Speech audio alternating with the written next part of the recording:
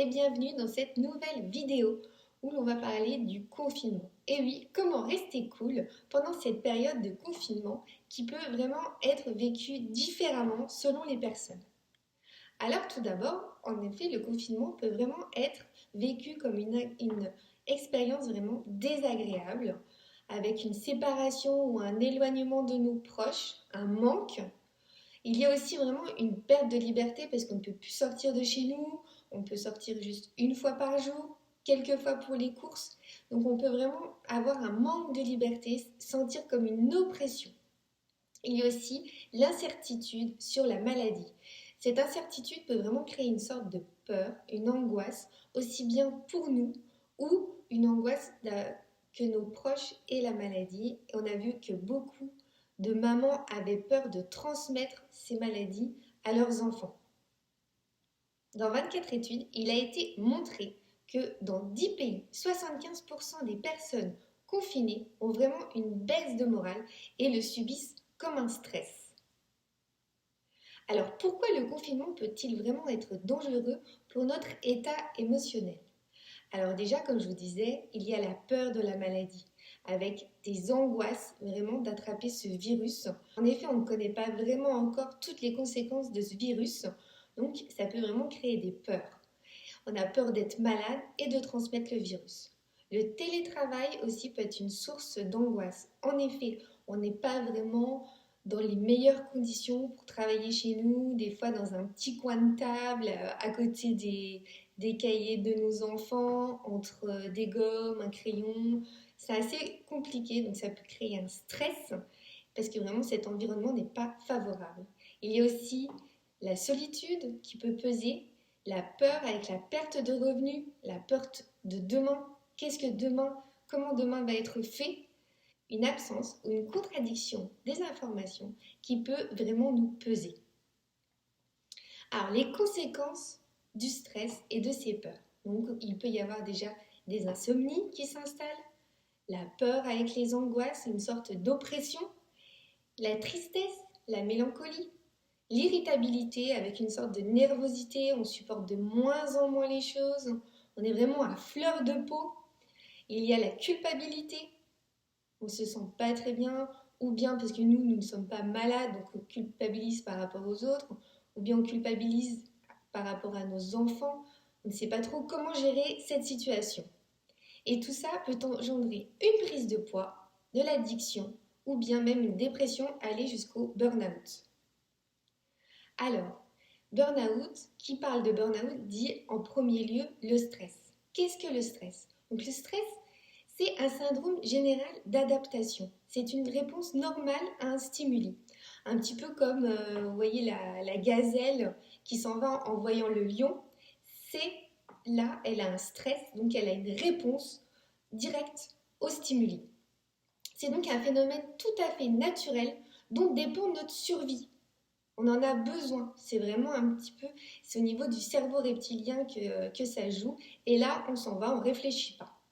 Alors ce stress engendre une sécrétion d'adrénaline et de noradrénaline, nous permettant de mobiliser toutes nos ressources nécessaires à notre survie. Par contre, si ce stress dure à longueur de journée, vraiment ça perdure dans la journée, on le sent vraiment, et s'il est présent plus de 2 semaines, là il y a une création de troubles de l'adaptation avec anxiété, insomnie, dépression. C'est ce qu'on va appeler le stress chronique. Alors le stress chronique, c'est vraiment une sécrétion de cortisol en constante augmentation, ce qui entraîne un affaiblissement des glandes surrénales, ce qui engendre aussi de la fatigue.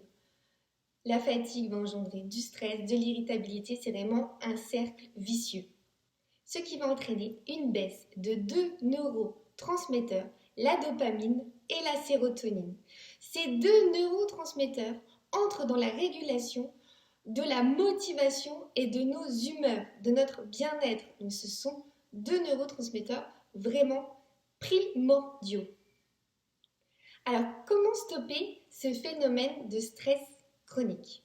Alors, dans les plantes, la première vraiment à laquelle je pense, ou on pense directement, ça va être la rhodiole. C'est une plante adaptogène qui aide à régulariser le cortisol et à se sentir moins stressé, moins anxieux. On se sent mieux, apaisé. Le magnésium, quand on se sent vulnérable, est l'oligo-élément indispensable. Il rentre dans la synthèse de plus de 200 mécanismes physiologiques, dont le métabolisme énergétique et nerveux. Alors, lors de stress, la sécrétion d'adrénaline et de cortisol amène une contraction des muscles, une contraction musculaire qui fait que le magnésium s'échappe des cellules et à la fin finit dans nos urines, ce qui entraîne fatigue et vulnérabilité au stress. Donc, on va vite se complémenter en magnésium pour essayer de pallier cette fuite. Alors, pour aider ces deux neurotransmetteurs, donc on parlait dopamine, sérotonine. Mais qu'est-ce qu'un neurotransmetteur? Alors un neurotransmetteur, c'est un messager qui assure une transmission optimum entre les neurones. Il est donc important d'avoir un bon niveau de ces messagers. Alors la dopamine, vraiment qui est là pour la motivation, son précurseur, donc l'acide aminé qui va nous aider à créer de la dopamine, c'est la tyrosine. Alors la tyrosine a un rôle vraiment antidépresseur, anti-stress majeur. Nous allons trouver cette tyrosine dans les protéines. Les protéines que nous allons consommer le matin pour aider la dopamine. Donc un petit déjeuner vraiment protéiné qui sera en lien avec la chronobiologie et aidera la dopamine et ses effets motivationnels. Ensuite, on a la sérotonine. Son précurseur, c'est le tryptophane. Donc le tryptophane, on va le trouver dans les goûters sucrés. Donc les noix, le chocolat noir, bien d'autres, tout ce qui est oléagineux. On aura du tryptophane. Alors le chocolat noir, je parle à peu près à partir de 70-80% et plus, pas à 50%. Pour les plantes, pour aider la sérotonine, on pense tout de suite au griffonia et au safran. Vraiment, le safran est une plante sérotoninergique, donc là, elle aidera vraiment la synthèse de la sérotonine. Les huiles essentielles anti-stress. Donc pour les huiles essentielles, on trouvera la camomille noble. Donc vous prenez votre huile essentielle, vous pouvez vous mettre une petite goutte sur le poignet, vous frottez un petit peu et vous sentez. Rien que là, vous aurez un effet vraiment antidépresseur. Donc la camomille noble, la lavande vraie et le petit grain pégarade avec son odeur juste magique. Alors, pour le stress, il y a aussi les neurosciences qui ont travaillé dessus. Donc les neurosciences ont trouvé que la respiration abdominale, la cohérence cardiaque ou bien la méditation avec un réel lâcher-prise vont aider à calmer via le nerf vague. Il y aura vraiment un effet antidépresseur. Donc respiration abdominale, vraiment respirer avec le ventre. La cohérence cardiaque, donc des respirations en 5 temps pendant au moins 1 minute. 3 fois par jour vous fera vraiment du bien. Il y a aussi, alors en plus du lâcher-prise mental, pour aider le corps à lâcher prise, vous pouvez faire du yoga, un yoga assez doux, ou bien même de la sophrologie, où là, la sophrologie vous aidera à redevenir acteur de votre corps et de vos émotions. Alors, l'alimentation anti-stress, c'est une alimentation qui respecte les principes de la neuronutrition, qui fera du bien à notre cerveau. Alors, il y a tout d'abord le régime méditerranéen, les petits poissons, les huiles, donc olives, colza, c'est vraiment un pilier très important. Il y a aussi la chronobiologie alimentaire. Donc là, c'est vraiment suivre le cycle de ces hormones pour s'alimenter.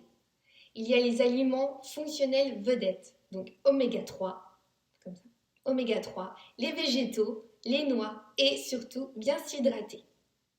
Alors il y a, pour finir, une règle d'or toute simple pour prévenir ces conséquences. Donc là, c'est vraiment des choses très faciles à faire chez soi.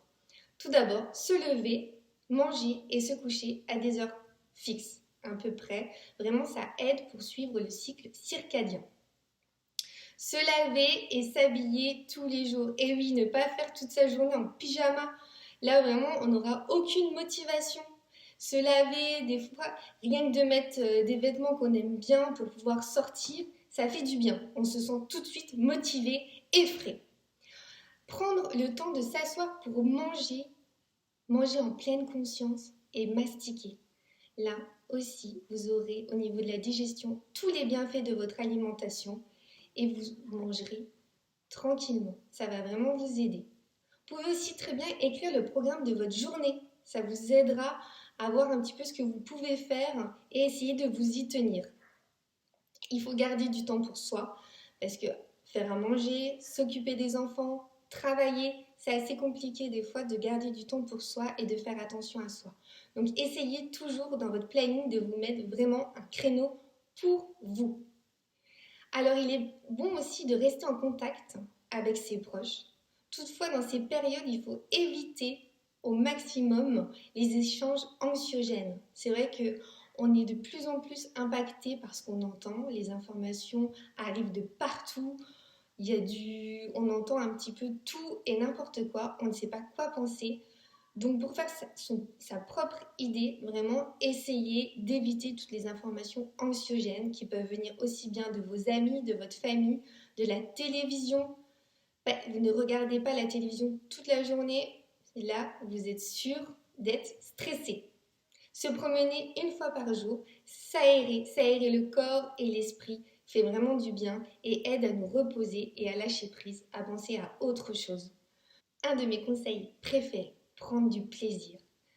Amusez-vous, prenez le temps pour vous, pour rire, allumez la musique, dansez. Là, vous aurez toutes les hormones qui vont être sécrétées, les hormones du bien-être. Danser fait un bien fou, chanter. Il est important de se sentir bien et de vivre ce confinement un petit peu, vu qu'on est obligé, un petit peu de le vivre comme une chance pour se recentrer. Pensez à sa famille, jouez avec ses enfants, lire, prenez un bon livre que vous aviez peut-être commencé et que vous n'avez pas fini. Finir un projet que vous avez commencé. Là, vous avez une chance de pouvoir finir, aboutir vos projets. Donc, profitez-en. Alors, j'espère que ces conseils vous aideront à être un petit peu plus cool pendant votre confinement, à vous sentir bien, plus à l'aise. N'hésitez pas à vous abonner à ma chaîne, à mettre un petit pouce si vous aimez bien et à bientôt pour une prochaine vidéo.